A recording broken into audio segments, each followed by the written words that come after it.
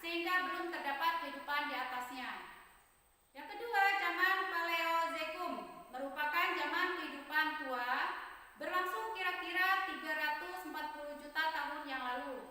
Zaman ini sudah ditandai dengan munculnya tanda-tanda kehidupan, atau lain muncul binatang-binatang kecil yang tidak bertulang punggung, berbagai jenis ikan, amfibi, dan reptil. Yang tiga, zaman Mesozoikum merupakan zaman pertengahan, berlangsung sejak kira-kira 140 juta tahun lalu. Pada zaman ini kehidupan bumi masih berkembang, muncul binatang besar seperti dinosaurus, burung, disebut juga zaman reptil karena banyak reptil ditemukan. Yang keempat, zaman Neozoikum atau Kenozoikum merupakan zaman kehidupan baru, berlangsung sejak kira-kira 60 juta tahun yang lalu. Zaman ini dibagi menjadi dua, yaitu zaman Tertier, reptil besar mulai punah, dan zaman Kuarter, itu awal kehidupan manusia pertama kali di muka bumi.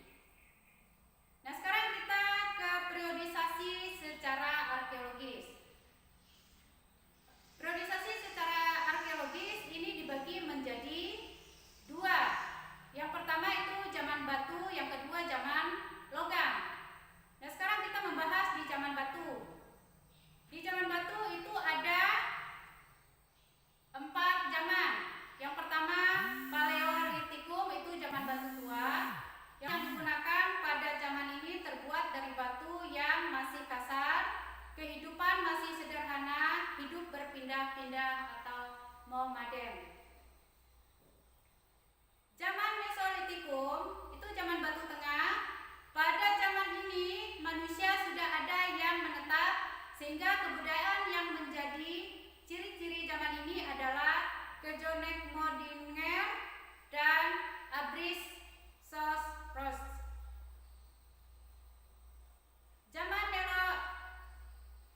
Yang ketiga, zaman Neolitikum, itu zaman batu baru.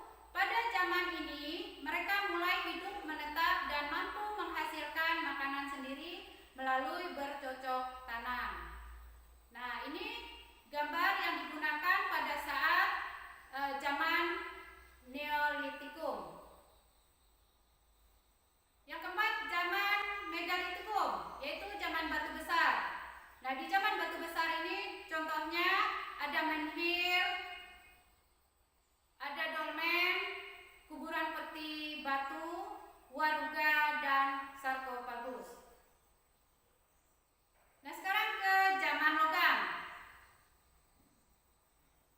Zaman logam yaitu zaman manusia tidak hanya menggunakan batu untuk membuat alat-alat kehidupannya, tetapi juga mempergunakan bahan dari logam, yaitu perunggu dan besi. Nah, zaman ini dibagi menjadi 3, zaman perunggu, zaman tembaga, dan zaman besi. Nah, sekarang kita ke periodisasi berdasarkan perkembangan kehidupan. Yang pertama, perkembangan kehidupan masa berburu atau food gathering. Nah, ini contoh gambar masa berburu. Yang kedua, perkembangan kehidupan masa perundagian. Nah, zaman perundagian ini gambarnya. Perkembangan kehidupan masa menetap atau bercocok tanam. Nah, ini gambar pada masa zaman manusia sudah bisa menetap dan bercocok tanam. Sekarang kita mengidentifikasi nilai-nilai budaya masa praaksara. Yang pertama, nilai religius. Masyarakat praaksara sudah memiliki kepercayaan terhadap adanya kekuatan gaib. Mereka mempercayai bahwa pohon rimbun yang tinggi, besar, hutan lebat, gua yang gelap, pantai, laut, atau tempat lainnya dipandang keramat karena ditempati oleh roh halus atau makhluk gaib. Kepercayaan ini disebut dinamisme. Yang kedua, nilai gotong royong. Mereka bergotong royong untuk kepentingan bersama. Contohnya membangun rumah, bangunan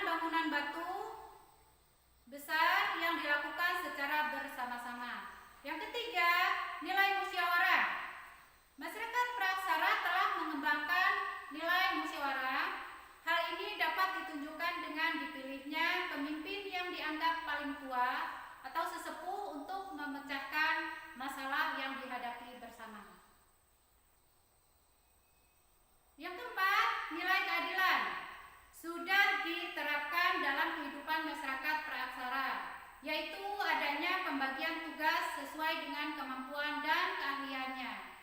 Tugas laki-laki dan perempuan berbeda. Yang kelima, tradisi bercocok tanam. Salah satu cara yang dilakukan masyarakat praaksara untuk memenuhi kebutuhan hidup, hal ini dibuktikan dengan ditemukannya alat pertanian yang berupa beliung, persegi, dan alat lainnya. Nah, yang kelima, tradisi bahari. Yang keenam, tradisi bahari atau pelayaran. Masyarakat praaksara telah mengenal ilmu astronomi yang dapat membantu mereka berlayar dari pulau ke pulau dengan memakai perahu yang sangat sederhana, perahu cadik, yang kanan kirinya dipasang bambu dan kayu agar perahunya tidak mudah oleng. Yang keempat, kita membahas materi yang terakhir, itu penyebaran nenek moyang bangsa Indonesia. Menurut Paul Davries Sarasin, bahwa penduduk asli Indonesia adalah suatu ras yang berkulit gelap dan bertubuh kecil yang dikenal dengan suku bangsa Veda, yang kemudian menyebar ke timur dan mendiami wilayah Papua, Sulawesi Selatan, Kalimantan, Seram, Timur Barat, Flores Barat, dan terus ke timur sampai Kepulauan Melanesia. Ras lain yang menghuni Kepulauan Indonesia adalah Proto-Melayu dan Detro-Melayu. Mereka diangkat sebagai kelompok Melayu Polinesia yang bermigrasi dari wilayah Cina atau Yunan. Suku bangsa Indonesia yang tergolong Proto-Melayu yaitu Melawai, Dayak, dan Toraja. Detro-Melayu yaitu Melayu, Minang, Jawa, Bugis, dan lain-lain. Ras lain di Indonesia adalah Isoid. Mereka merupakan penduduk NTT dan Maluku. Nah, untuk memperdalam materi kita hari ini, Ibu memberikan kalian lembar kerja peserta didik. Lembar kerja peserta didik yang kalian buat adalah, yang pertama, buatlah peta pikiran dari hasil baca masa praaksara periodisasi secara arkeologis dengan memasukkan unsur kebudayaan dan benda-benda pada zaman tersebut. Yang kedua, kalian membuat narasi singkat tentang nenek moyang bangsa Indonesia dari hasil bacaan artikel di bawah ini. Yang ketiga, kerjakan di buku tulis kalian masing-masing. Untuk merefleksi materi kita hari ini, apa saja yang kalian peroleh dari belajar hari ini? Bagian mana saja materi yang masih membingungkan? Bagaimana perilaku belajar kalian selama pelajaran tadi? Nah, silakan pelajari tentang masa kehidupan Hindu-Buddha pada buku paket buku yang ada di perpustakaan dan internet sebagai materi pertemuan kita berikutnya. Masa praaksara adalah suatu masa di mana manusia, dalam hal ini manusia purba sebagai masyarakat pertama yang menetap di suatu wilayah di Indonesia, belum mengenal tulisan sama sekali. Namun mereka tetap bisa bertahan hidup dengan melakukan sejumlah aktivitas seperti bercocok tanam, berburu, serta membuat peralatan yang bisa digunakan untuk kehidupan sehari-harinya. Sebagaimana diketahui bahwa ada 3 masa penting dalam kehidupan manusia di zaman praaksara. Setiap masa itu tentunya menghasilkan kebudayaan yang menjadi suatu warisan budaya untuk generasi selanjutnya. Jejak kehidupan mereka itulah yang berguna untuk kehidupan manusia di masa selanjutnya.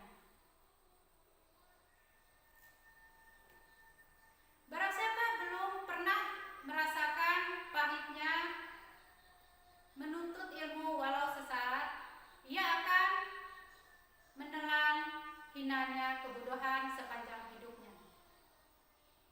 Sedikit kemajuan setiap hari di dalam dirimu menambah sesuatu